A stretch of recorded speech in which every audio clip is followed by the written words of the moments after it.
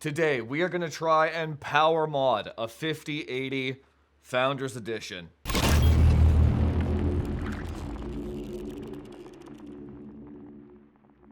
So there I was, trying to break some 3D Mark records, and to my surprise, the graphics card was downclocking. Damn it! Which then I realized that I was hitting the power limit on the 5080 Founders Edition. So by now, it's been proven by multiple people now that the 5080 does have insane overclocking headroom. And for those of you that watched the podcast that I just did with Tech Yes City and Power GPU, I actually suggested on there that I think Nvidia should maybe increase the power limit on this card by about 50 watts, 25 to 50 watts, and then increase the clock speed, like the base clock, by about 400 megahertz. And then if Nvidia actually launched the card like that, I feel like it would have been received much better by the mainstream. So the strange thing to me is I actually get really excited when I see a product have a lot of overclocking headroom. Kind of back in the day, in the mid 2000s, late 2000s, we loved seeing 50%, 100% overclocks. It makes us feel like we got more bang for our dollar when we bought a product.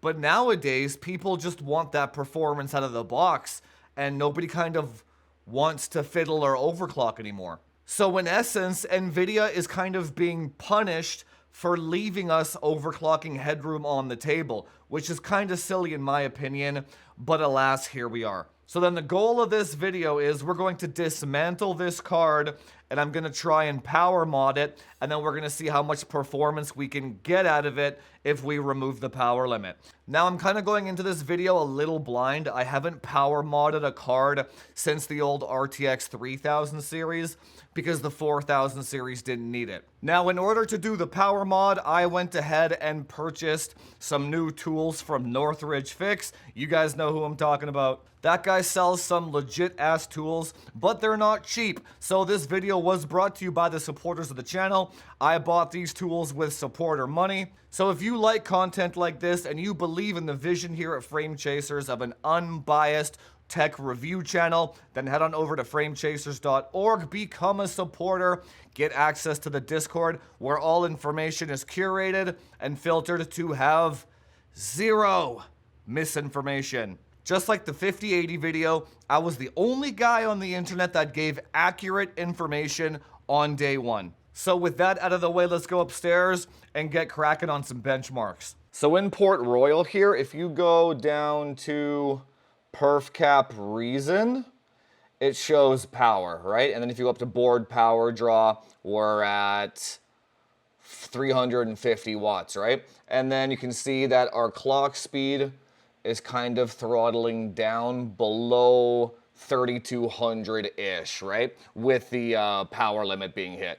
But you can see here the fan is at about 68%. I have a manual fan curve set, and then I got the GPU at about 61, 62 Celsius as well. So at 350 watts, there's probably about 50 more watts of cooling headroom on this cooler, right? Well, we already know there's more cooling headroom because the same cooler is used for the 5090 as well, right? So the 5080 does have more heat density, but the cooler itself is capable. And then if I put my hand on the center here, even though Afterburner says it's at 63 Celsius, it's not hot at all. So it's having a hard time transferring the heat to the actual cooler, right? Even the fins aren't hot at all. Like the actual cooler itself is quite cold. And while we are doing Port Royal here with the 5080, total system power draw is about 570, about 570, 560-ish watts. This is pre-power mod. Okay, so now let's go ahead and try and disassemble this thing. Wish me luck. So another thing I'm actually interested to see is if the 5080 also has liquid metal. Oh, nice. Yeah, nice. So far, so good. And we slide this like this. And we slide this like this. And then we take off the PCIe slot. Yeah. Also, FYI, you do not want to do this if you have a Founders Edition card. This is way too complicated for 99.9% of people. Also, if you have a 5090 Founders Edition and you're actually quite savvy, you still don't want to do it because the cooler is just not big enough to do this. So this is kind of interesting here on the back plate. You can see how these thermal pads on the sides, they're only contacting one bank of capacitors for some reason. And then these ones over here aren't being touched at all as well. And then also one down here is being touched, but these two aren't. I wonder why NVIDIA opted to do that. I think I can probably improve this by just adding my own thermal pads as well. I probably will do that later because there's a lot of heatsink here that's not being utilized with these only a couple of thermal pads, right? So if I load this whole thing up with thermal pads, it'll absorb the heat better to the back plate. And especially if I'm going to be pulling more power, extra thermal capacity is not going to hurt. And then out goes the leaf spring. Then up comes the PCB. Let's go. It doesn't use liquid metal! Well, I guess Der Bauer was horrendously wrong. And it's exactly the same cooler. It also comes with liquid metal. So this card should be much better, right? So we've got a lot of problems here. Okay, so issue number one. All the pads are covered, which is nice, except for these two chokes right here, which I don't know why. So if you imagine this being flipped down like this, the top three here are covered, these two are covered, and then these two just aren't for some reason. So I'm going to add my own thermal pad to the bottom to cover these two chokes. So this choke up here by the power connector also doesn't have a thermal pad. So I'm going to add one there as well. Now the next thing about the paste, this paste is super dry.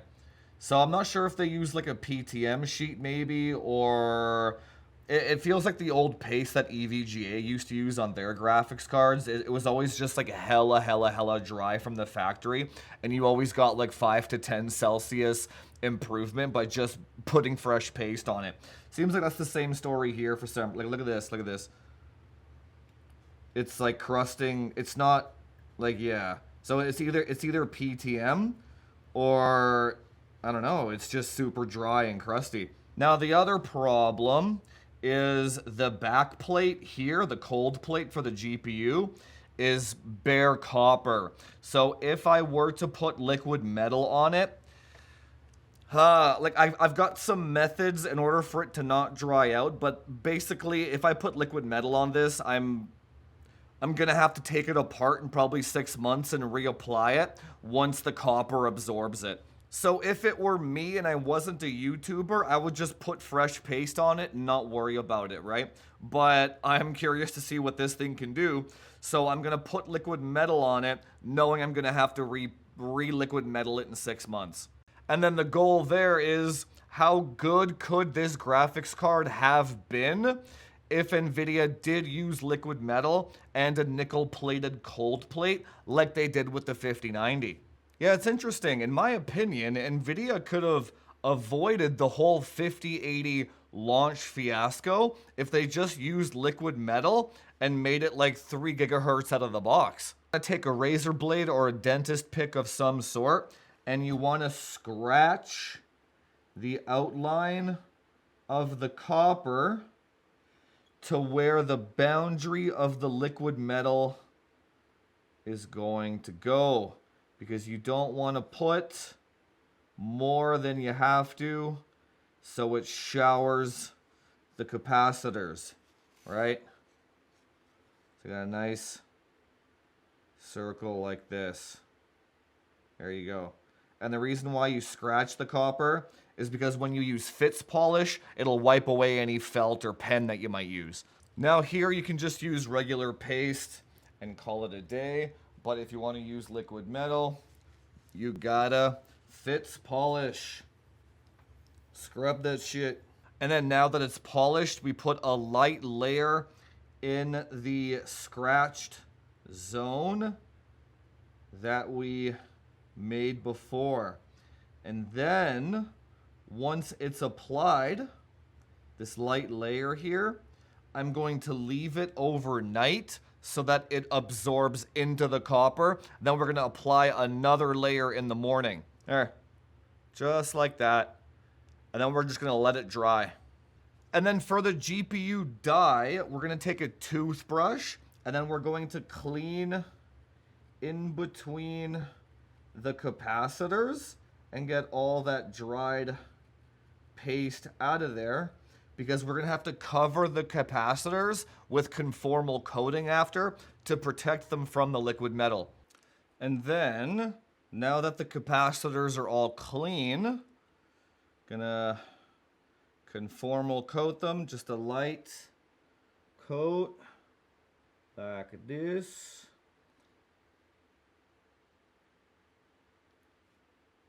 Now, I do like the idea of kind of sealing away the liquid metal away from the rest of the chip. So what I ended up doing here, you can see I kind of made a circle of thermal pads. And then when I'm assuming, we'll find out, but when I close the cooler, it should squish on the thermal pads, making a nice seal around the die. And then hopefully that prolongs the time it takes for the liquid metal to dry or absorb into the copper. We'll find out. I'll report back in 6 months or whatever. Okay, so just to make sure I don't break anything, I assembled it and then unassembled it again to make sure that the liquid metal was making contact and that this little gasket that I made wasn't blocking anything. And it looks perfect. All right, we're about halfway done reassembling. I'm also going to add some thermal pads to the back plate here because why not? But guys, do not do this at home, okay? Hardware is not that serious. If you do get one, just throw it in and enjoy your games. Hardware is not that serious. It's not worth breaking your card over this stuff, all right? Now, second thing, you also cannot do this on a 5090 because the 16-pin connector has a maximum power draw of 600 watts, okay? So the 5090 already pulls 600 watts, so you can't pull any more from it even if you do power mod it. And there we go. All done. Like it was never open. So now let's pretend this is like an OEM 5080 with a higher power limit and liquid metal. All right, moment of truth time. We're firing it up.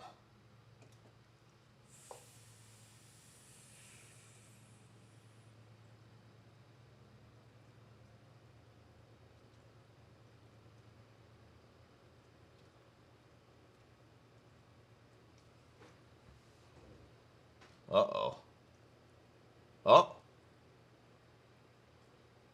Oh. Oh my God, come on. Uh-oh.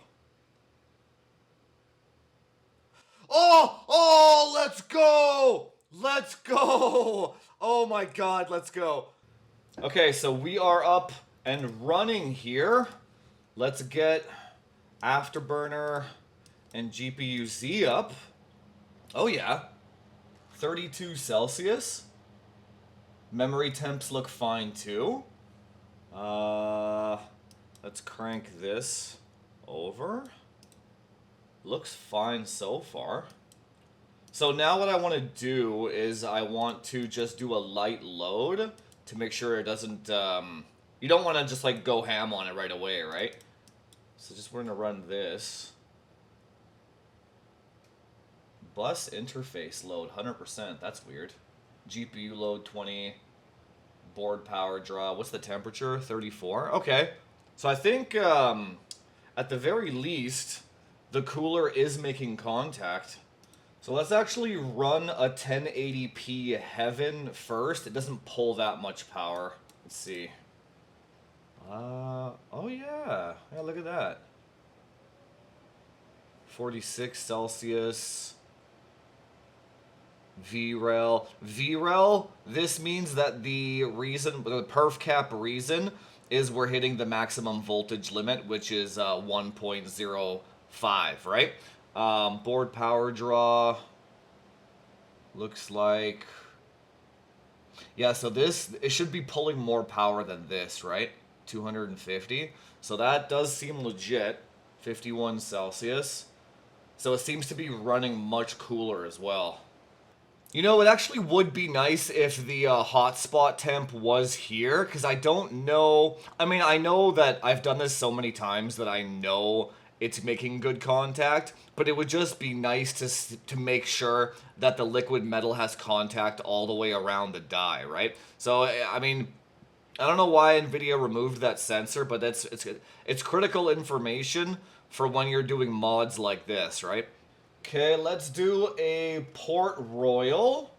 We'll just do windowed mode for now, just to make sure everything is Gucci before we actually do the real run. Okay, so she's going. Temperature. Yeah, it's way cooler than it was before. Yeah, this is, and then the perf cap reason, VREL. Board power draw. So that's interesting. It's actually still showing around 300 watts of power draw. So it looks like it's reading 60 watts less than it was before. So, which is interesting. I was expecting it to read like a 200, not 300, right? But the power mod does seem to have worked, because now we're not getting perf cap reason power, right? Yeah, not to toot my own horn, but I totally YOLO'd that shit. I know I've probably said this like 3 times in the video. Do not do this at home. It's not that serious. It's not that serious. Okay, we're loading it up again here in full screen. I just want to see the power draw now on the thing at the bottom of the battery. Okay, let's see. So we got 575. Oh, it hit 600. 588, 590. So it's pulling, yeah, not much more than it was before. So 20 to 30 watts. Yeah, that's exactly what I was thinking as well. Yeah, okay. So, remember how I said earlier in the video, it would be nice if NVIDIA just gave like an extra 25 to 30, 40 watts on a BIOS update? Yeah, that would have made the power mod completely useless, because the 103 die, like the 5080 GPU die, it physically can't pull any more power than, like, NVIDIA almost gave it just enough. It's so awesome. The fans on this thing literally aren't even spinning. And the actual card itself and the fins are way hotter than they were before. So the heat is actually transferring from the die to the cooler much better now. I mean, obviously, it's liquid metal versus paste. Okay, so here's the benchmark score after the fact. What did we have before? Yeah, kind of a nothing burger, honestly. Let's see how much that is in percentage. 24216 divided by 23689. Oh yeah, we got about another 2% out of it. 2.3%. Yeah, I mean, for the amount of risk that this video was, for 2.3%. But hey, now the 5080 is 27.4% faster than a 4080. Yeah, I just cranked it up a little bit more. And we're at 3.5% boost now over out of the box. Not out of the box, sorry. Factory cooler and factory power limit. Yeah. So 3.5% performance boost for all the work that we did. Yeah, it's basically a waste of time. In terms of the power limit of the 5080, my initial review was accurate when I said it was only throttling by about 100 megahertz and it wasn't enough to really adjust the score too much. That was accurate. But we'll see what the power limit is on the 5070 Ti when that comes out. If that one is severely power limited, then a power mod might actually be viable on that one. But the 104 die on the 5080 is a perfect die. TLDR, that means that this is the best silicon that you can get for that 103 die, which means it's going to pull the least amount of power. So I'm going to cut out the part of the video where I actually power mod the board because I don't need the public going out and bricking their cards for 3% performance. In terms of the liquid metal mod, I would also say not worth it. I mean, the temperature difference and the fan speed difference was worth it, but the fact that the cold plate was not nickel plated means it's just going to be a disaster in 6 months anyway. I would just go ahead and use a really good paste and then call it a day. Again, the extra power limit from the power mod was worthless anyway, so just put some good paste on there. Now, the weirdest thing about this video while I was making it, and kind of like the discoveries about the card, was the whole like thermal pad situation. Basically, half of the thermal pads on this card that were supposed to be there weren't there for some reason. Like, why are half the chokes not covered when there's clearly a spot for them? This wasn't actually in the video, but on the back plate here, I loaded that shit up with thermal pads all over the back of the VRMs, all over the back of the chokes, and all on top of the capacitors. And now when I run the card, the back plate, like these heat sinks, are actually quite hot, which means all the heat was not being transferred to the back plate before. Now here's the other thing though, and probably the only potential downside of actually getting review samples, is I have no idea if this is a qualification sample, an engineering sample, or a retail card. So for all I know, this could have been like a half-finished qualification sample where they didn't put half the thermal pads on. And for that matter, maybe the retail ones use liquid metal too, and this one, because the paste was so dry, who knows how old this card is. So the only way to actually verify is to actually go and buy a card at retail and dismantle that one to see what's actually going on, right? And then you can't buy the damn card, so I can't go and do it, right? But that's why having a community and a Discord of people is so valuable. So when somebody in the Discord gets a 5080 Founders Edition, all the guys in there are super competent like I am. They will disassemble the card, and then we can cross-reference the thermal pad situation. But that's not meant to like scare you in not buying the card. It doesn't really matter because there's a warranty on the card. So you as the viewer, if you do buy a 5080 Founders Edition, it's a very good card, don't get me wrong. Just don't take it apart, leave it alone, and then if it does brick from having half of its thermal pads missing or something, you just RMA the card anyway. It doesn't really matter. But for those of you boys in the Discord and in the community, you know how we roll in there. We fix all of our problems ourselves, and we just never use warranties, and we just assume nothing has a warranty. And that is why I did liquid metal. I did my own like blast shield around that shit, and I put all my own thermal pads on the card to improve it to the maximum because that's how I think it should be. But anyway, guys, I hope you learned something. I have gone ahead and made myself a 5080 Super just for funsies. Don't forget to subscribe to the channel if you love content like this.